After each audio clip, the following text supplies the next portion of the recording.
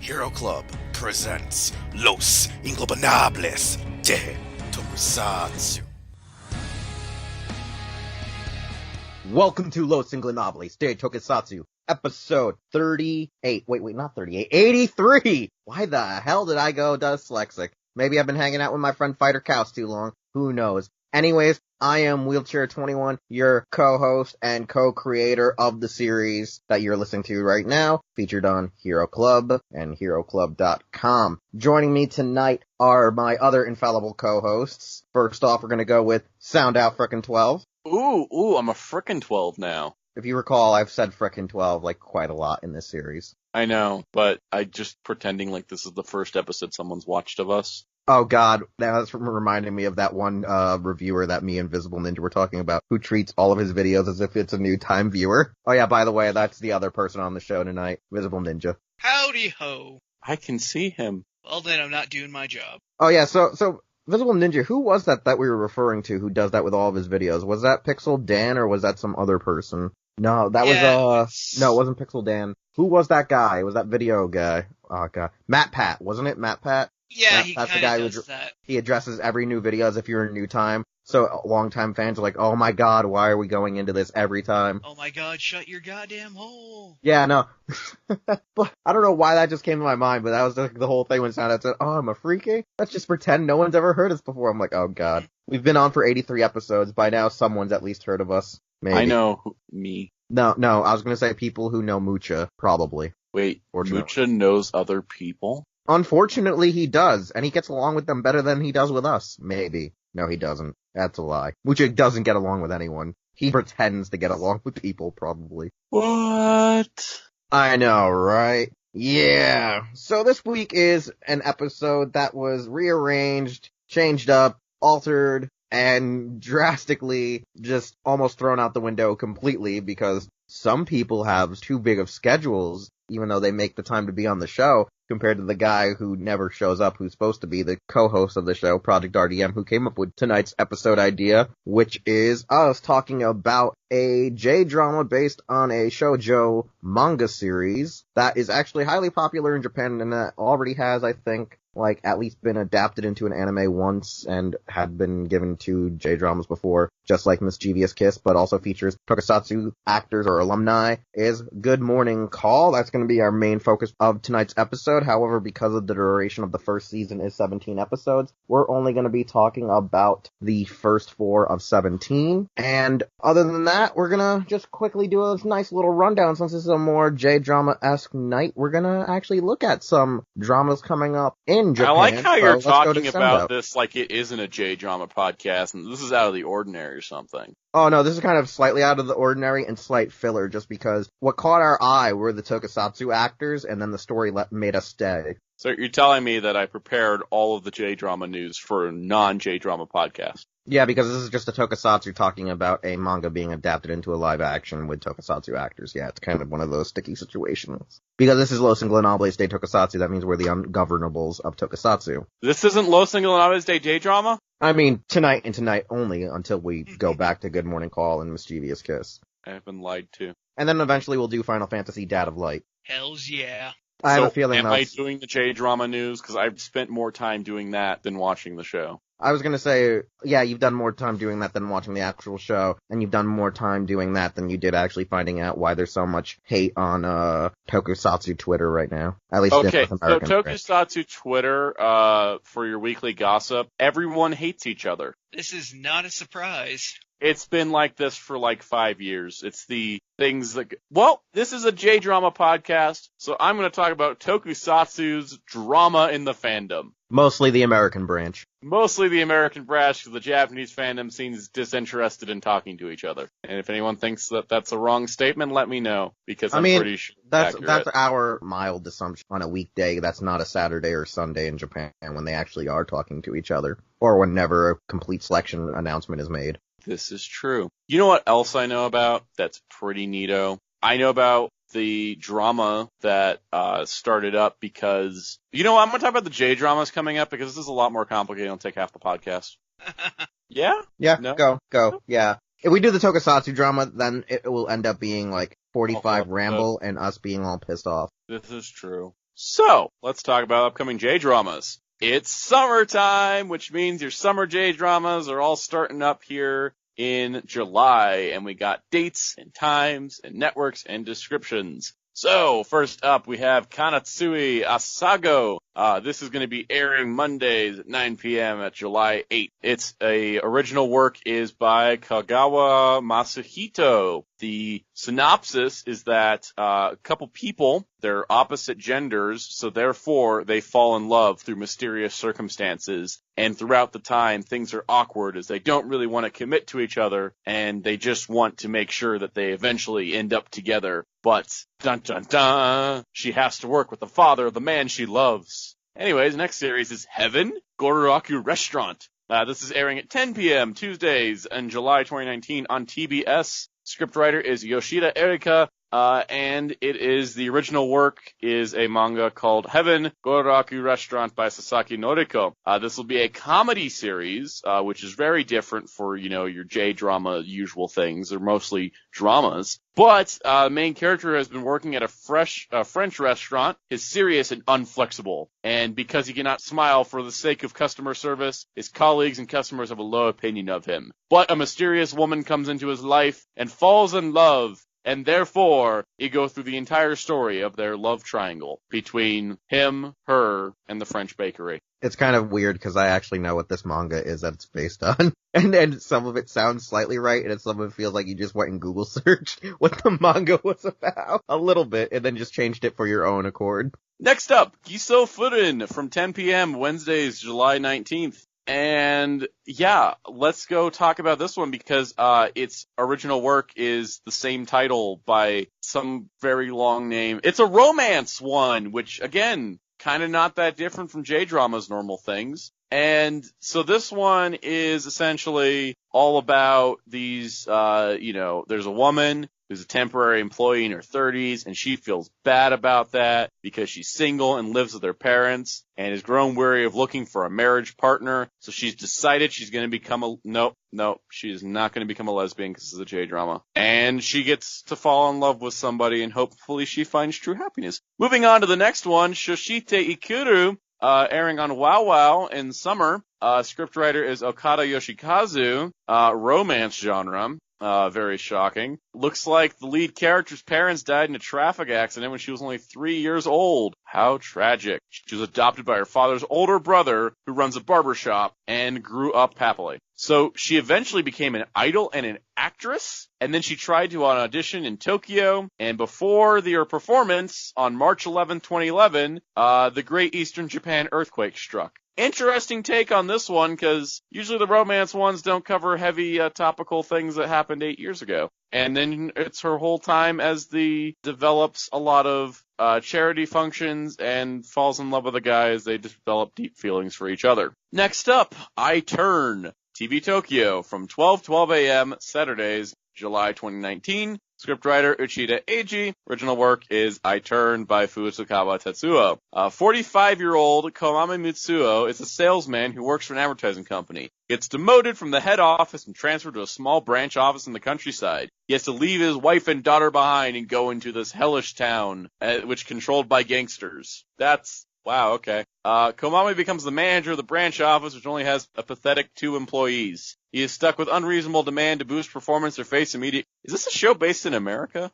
I don't know. With a home loan and his daughter's further education to continue, Komame plans to increase sales of the skills he's honed back at... Yeah, that sounds like an American show. The CEO is furious. A single mistake dramatically is about to change Komame's life. He discovers that his clients is a company run by a gang called Ryuzaki Gumi. This is the beginning of a nightmare. Wow, this just sounds like a show taking place in Chicago. Mirror Twins Season 2 is coming out. Great, though? You should notice that 2 people from Tokusatsu Gagaga are in this. This is true. Because Kana Kurashina and Rina Takeda. Yep.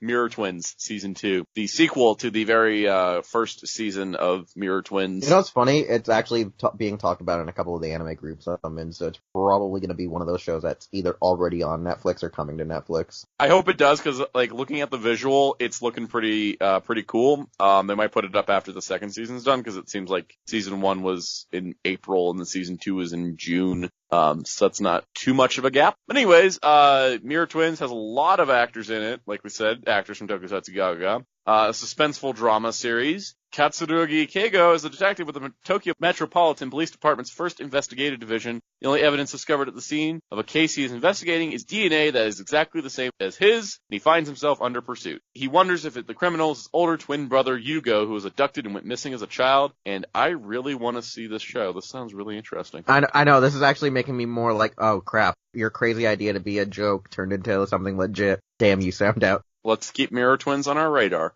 No Side, from 9 p.m. Sunday, July 2019. Ushio Kentaro is the scriptwriter. Kijimi Hayato is a mid-level salaryman who works for a large manufacturer. He is said to be leaving a field of candidates for an executive position. However, he is relegated to the administrative manager of a regional plant. Oh, what a downgrade. How sad. The transfer is against his wishes, but it's also the fate of a salaryman. And something.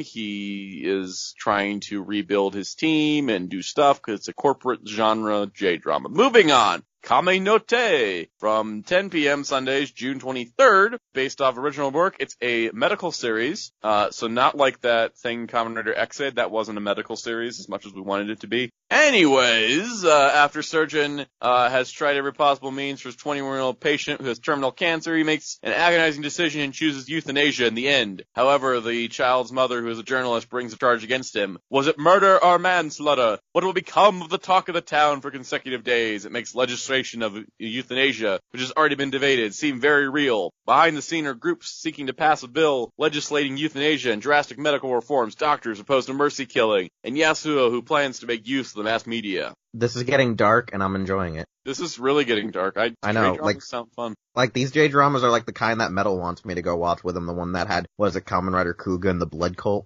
Oh, yeah. Or was that Deno? Was that Deno or was that Kuga with the Blood Cult episode thing? That was Deno. Oh, it was Deno, okay. Afro Tanaka, July 2019 on WoW WoW. Original work, Jukyo Afro Tanaka. Comedy series, synopsis. Tanaka Hiroshi transfers to a high school in Saitama Prefecture. This has been the simplest one Holy yet. Mother. What? No, I was saying that was the simplest synopsis yet. That was it. That's all we got. Also, here's another funny thing. Kana Kurashina is also in this series. Well, how about that? Sound out you cursed us. I'm sorry. Poison Daughter, Holy Mother.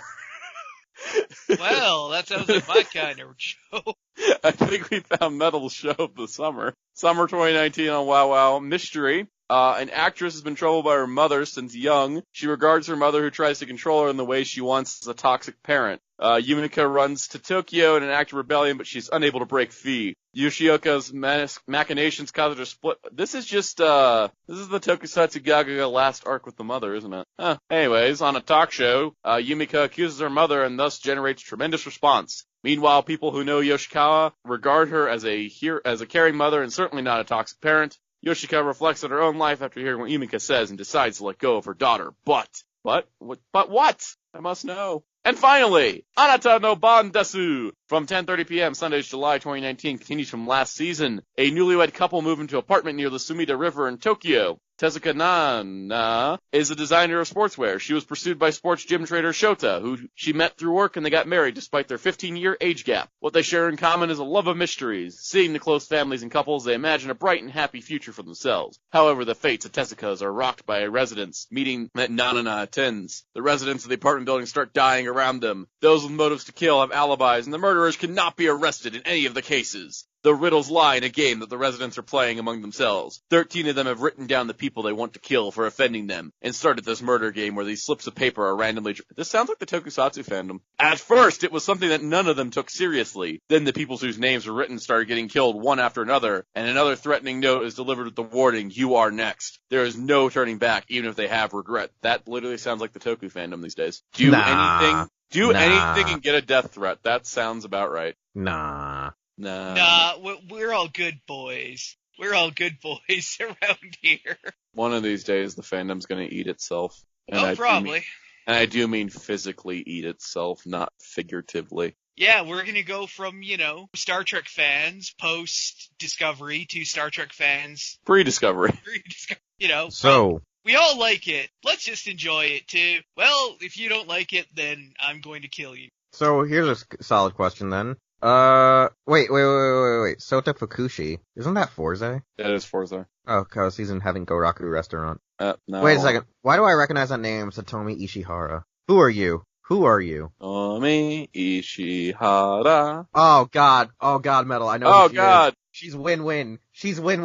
Oh, you mean Kyoko and Patterson? And Patterson. Win-win.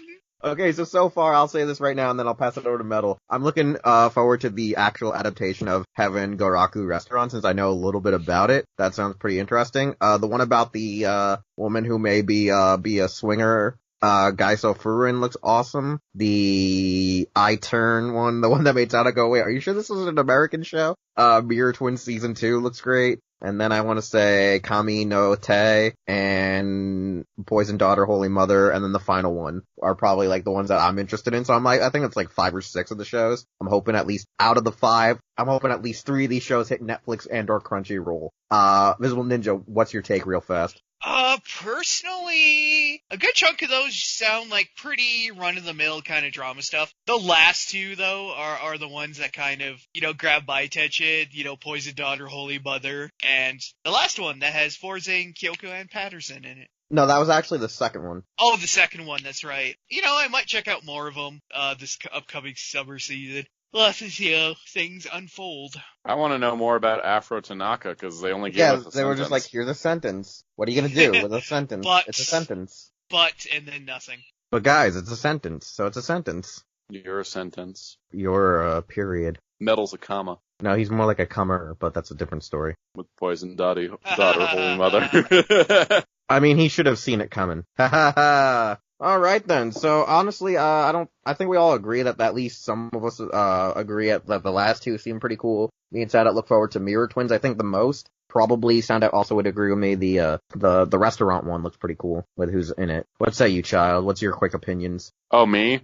I look forward to actually watching Mirror Twins, because it sounds really good, honestly. That's like the thing that got me. Mirror Twins, and then I think Holy Mother, Poison Daughter. I still like the one though with the I Turn, where you're like, are you sure this is not an American drama?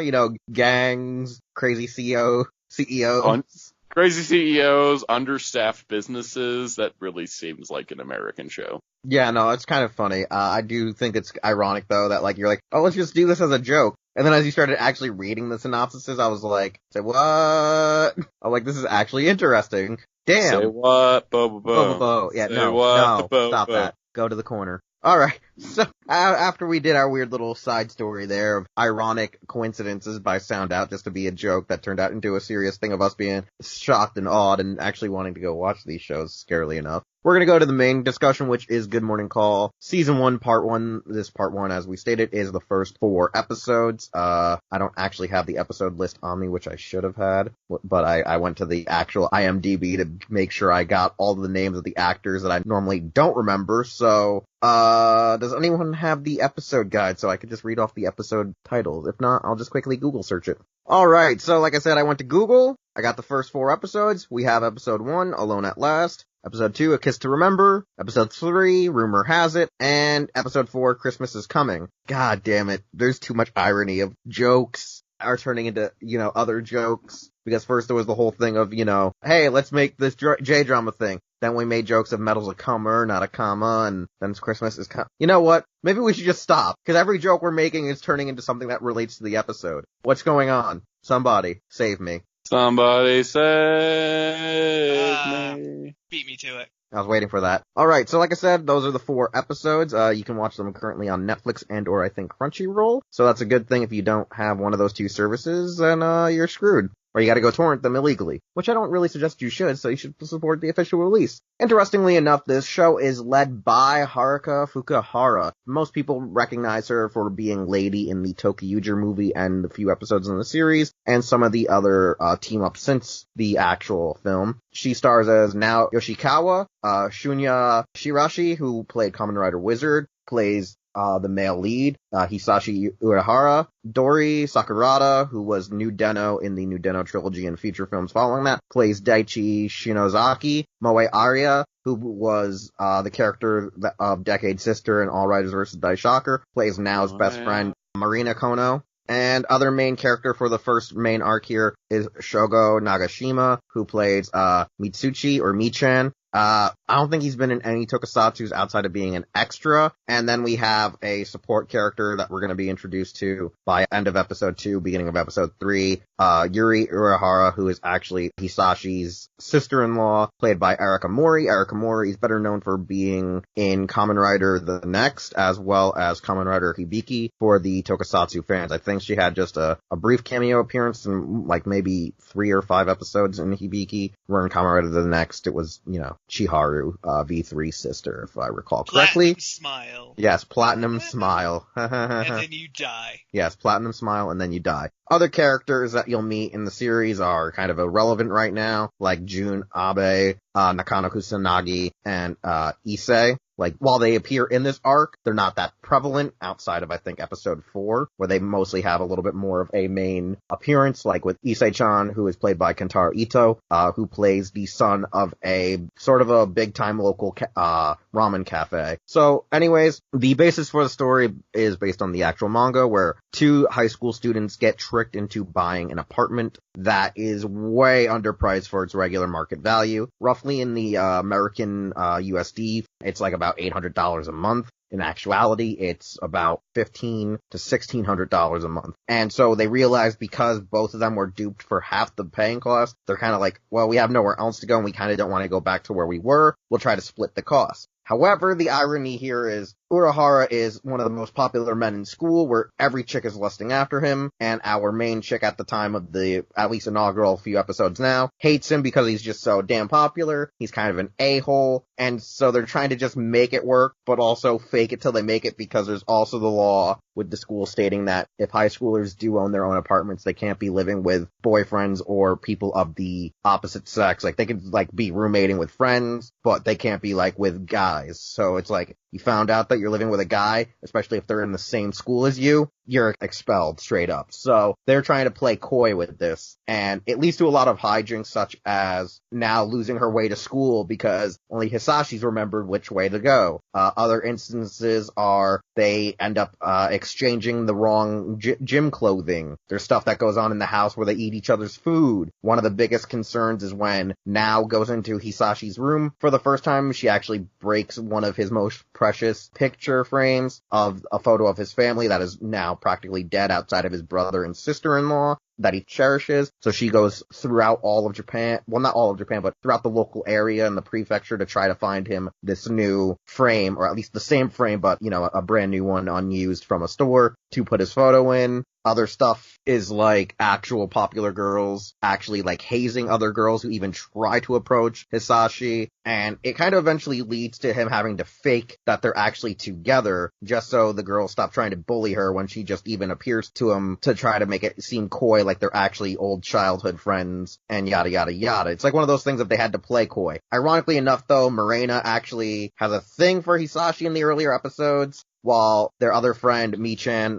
I'm just going to go with his nickname, also has a crush on Morena, so it leads to a weird sort of love triangle, while at the same time, Daichi is in a love triangle with Now because they're old childhood friends, and he wants to get with her while she's now started to slowly fall in love with Hisashi. It gets kind of even more erratic because he collapses from overexhaustion for taking his part-time job and having too many shifts between the 2 jobs. I think one's a gas station, the other one's a cafe, and he passes out from exhaustion, which leads to his sister-in-law showing up, which then leaves Now finally understanding why Urahara accidentally kissed her one morning when he was in a daze, was because he thought it was Yuri, who he actually used to be in love with. Like, he loved his brother's girlfriend and wife before they were even married, and he didn't want to live with his brother anymore after, his old first crush married his brother. So he was like, I'm out, and that's why he moved, and you find out that's the real reason with Now. She just didn't want to leave school districts just because it's her, last couple of years of school, so it's like, why even bother? So if she can live in the city, why not? And then it starts progressing to where Yuri kind of wants to play matchmaker between the two, and she's stopping at all costs to make sure it works out because she's kind of tired of Hisashi being mad that she married his brother, and she just wants him to be happy, and she kind of notices that this is his happiness right now. And then it all kind of comes to at like Christmas time when Daichi realizes now doesn't want anything to do with him. Hisashi kind of realizes he wants something to do with her, and then there's just Abe, who's just like, I hit on all the women, and he's kind of throwing a monkey wrench in everything,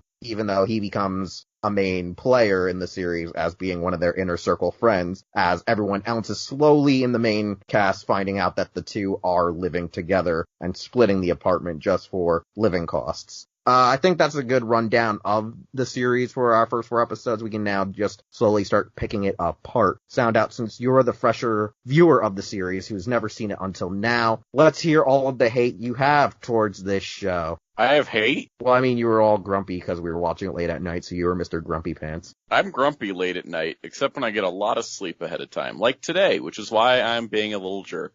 So, anyways, a lot of these episodes, I found similarities to the J-drama format from other J-dramas I've seen. Let me rephrase. The one other J-drama I've seen. So it was kind of familiar in that regard, and the Tokusatsu actors were cool. But overall, I felt like a lot of the series did get sort of bogged down in a way by just generally getting a lot of drama-y. And I get that it's a J-drama, but it's like, it's the kind of drama that I get tired of in media, and that kind of got to me a little bit. But I can't say that I was super in love with the series from the start, but now that, like, I've gotten to episode 4, I'm invested enough that I want to see the rest. I don't absolutely hate it, I don't absolutely love it, but I do want to see more because the direction the story is going is quite interesting, and I see how a lot can come from this. All right, Metal, your take on this, and then I guess we'll point out, like, favorite scenes or whatnot. Okay, here's the thing. This definitely has, obviously, all the tropes and hallmarks of a shoujo romance story, because if you're familiar with even one of this type of story, you're gonna see the tropes and the parallels that always inevitably come up and stuff like this. You know, like how the chosen couple's first kiss is usually, an accident or some kind of contrived reason why it's not consensual on both sides. There's the fact that he's a big eater, she's klutzy, she, only watches, like, romance movies and manga and stuff. And, you know what? Like, the tropes are there, and they can get kind of repetitive if you're, like, a big fan of the genre and you watch a lot of these shows. But that said, the whole, like, setup, I guess you could say, is a bit different, as well as the fact that, again, it's another trope, but, with her being a very flighty and bubbly and, optimistic and bright, and him kind of being a bit of an asshole, but not an irredeemable asshole. He's like a jerk with a heart of gold, I guess you could say. And Shun'ya Shiraishi actually plays that role very well. Same thing with Haruka Fukuhara. And, in all, the series just seems to gel just because of both, I guess you could say, the actors' chemistry as well as a lot of the funny interactions between the two of them when they're not, when it's not being one of those tender, romantic moments, like when they're fighting or bickering or doing stuff like that. When he just wants to get naked in front of her and she's just like, no. Or when she eats his milk pudding and he throws a hissy fit, then they have a fight over it. Like, that's the real entertaining shit right there. Like, I guess you could say that's really the reason to really watch it, is just the obviously is the main two, but they just interact very well together. And again, he's a jerk, but he's human too, even though he has a wounded and troubled past. That doesn't seem that wounded or troubled in the grand scheme of things. Well, in this case, it's more wounded, because his parents died when he was very young. Basically had to live with his brother, and the girl he had, his massive first love with, who then married his brother. Shit just escalates from there.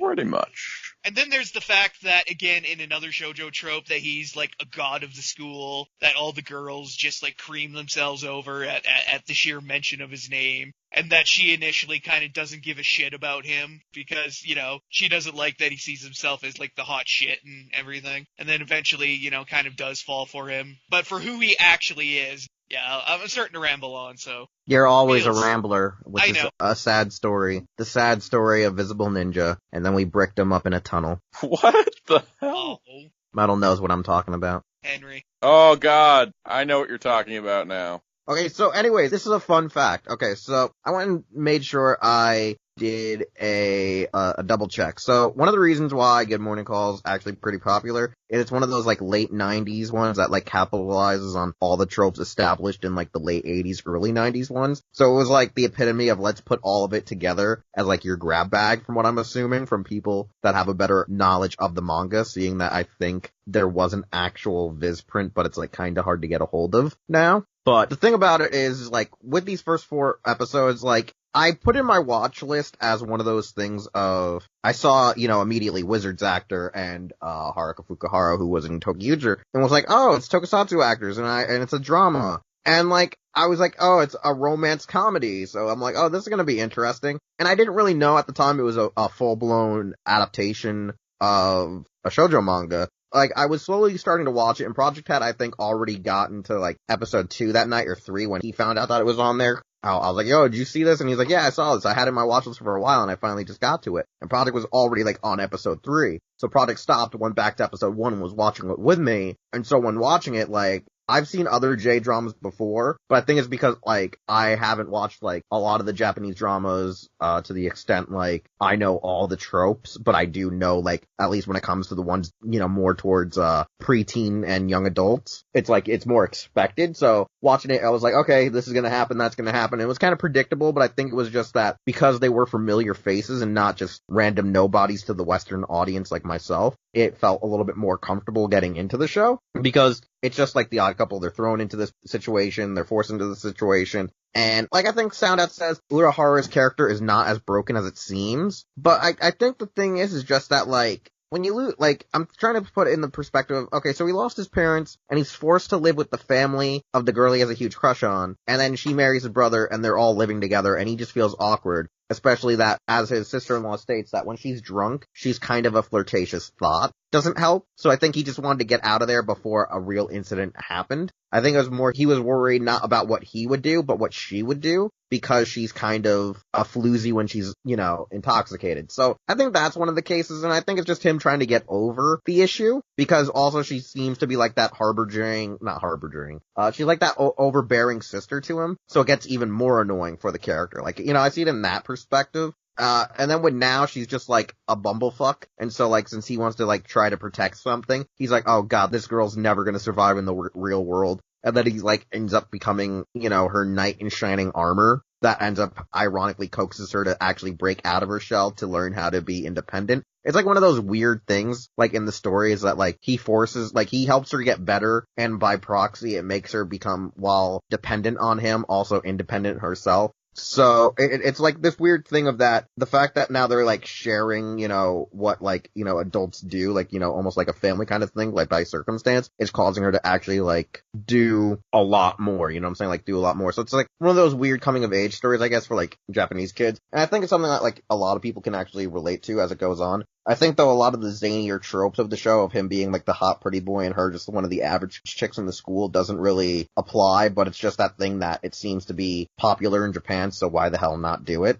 And I think, though, like, right now, the real zany and crazy stuff have yet to really happen to make you realize that, oh crap, this is an adaptation of a manga, even though the title says based upon, like, I don't even think it says manga, I think it says based on the novel. It doesn't even say manga, it says, like, novel, I think, in the credits. So it's like, when you get to, I think, episode 10 or 11, like, stuff obviously becomes more anime-like, even though the actual episodes have, like, weird little cutesy-wootsy caricatures to transition the scenes. Like and, that like, weird Bumblebee person. Yeah, like that Navigator. Bumblebee the Navigator. So it's like, it's one of those things where I think for people who've never seen a lot of Japanese J-dramas, but have seen, I guess, like shoujo-esque comedies and slices of life, this might be a show for them to adjust to. And if they're a Tokusatsu fan, it'll drastically do it. Cause like, there's a lot of funny-ass cutaways in this show. Like, every time Now thinks that, like, Urahara's coming on to her, or that him and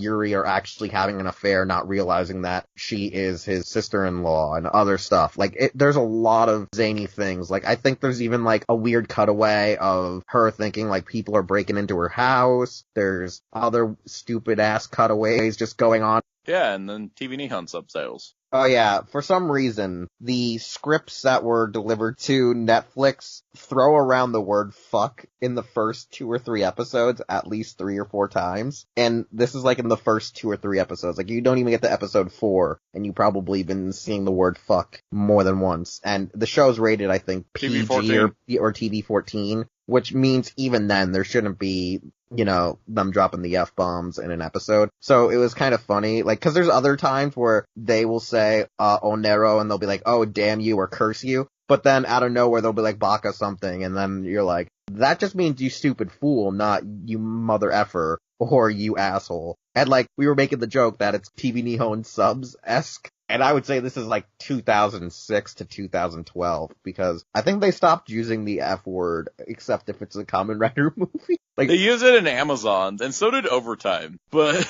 But I think they actually said F because even the Amazon, Prime subs included the word fuck, from what I heard. Yeah, it did in the same scene, so I'm just like, this is just a universally translated thing. I think it was one of Banjo's lines. Maybe he actually said fuck, but because of a hard Japanese accent, everyone was like, what'd he say? And then you go rewatch Amazon's Raw and then just listen to it. Hell, I might try to do that next. Sounda, do you have any actual specific favorite scenes or favorite moments in the show thus far? The scene where he just steps out of the shower because she's in the bathroom and he doesn't know she's there is so real, it's hilarious. Because that's exactly what happens when you live with somebody else, is you just have those awkward moments that just happen because nobody communicated. Visible Ninja, favorite scenes and or moments. Oh, Lord.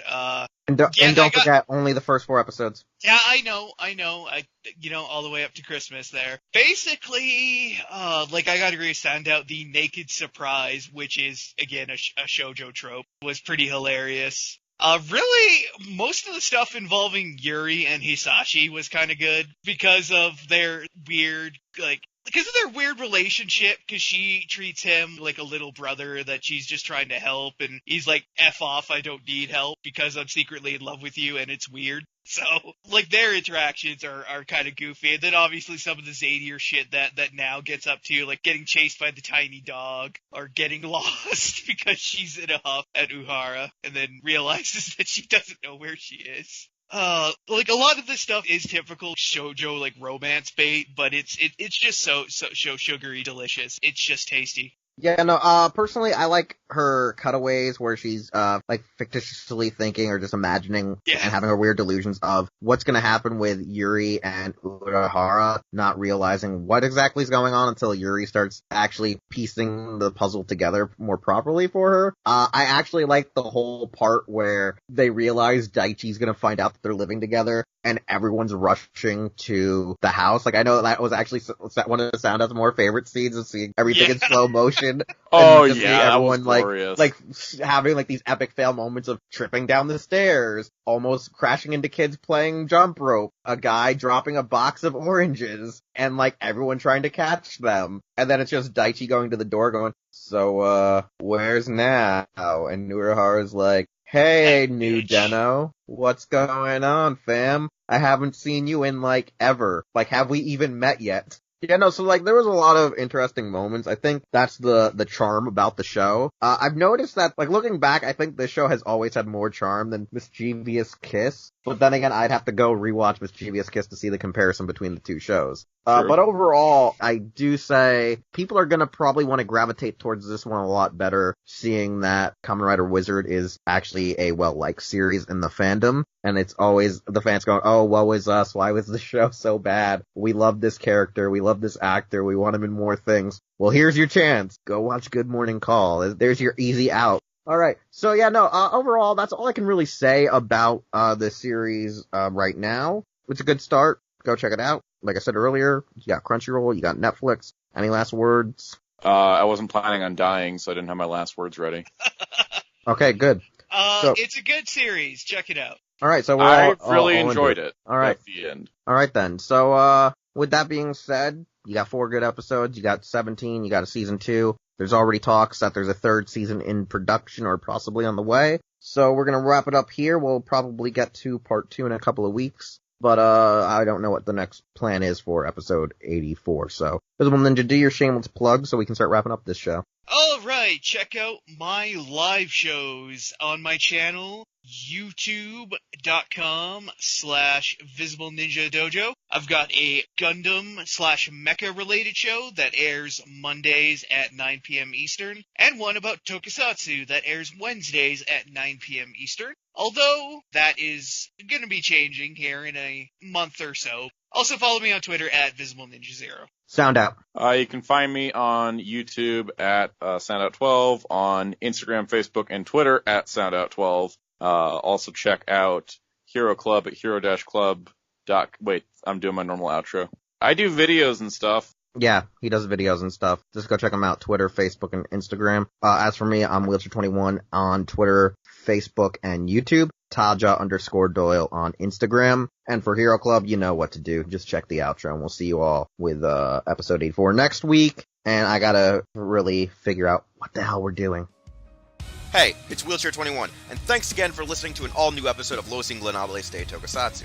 If you want to hear more content or see more content from the Hero Club YouTube channel, we're going to need you to subscribe, like, comment with some feedback, and share this channel with a friend.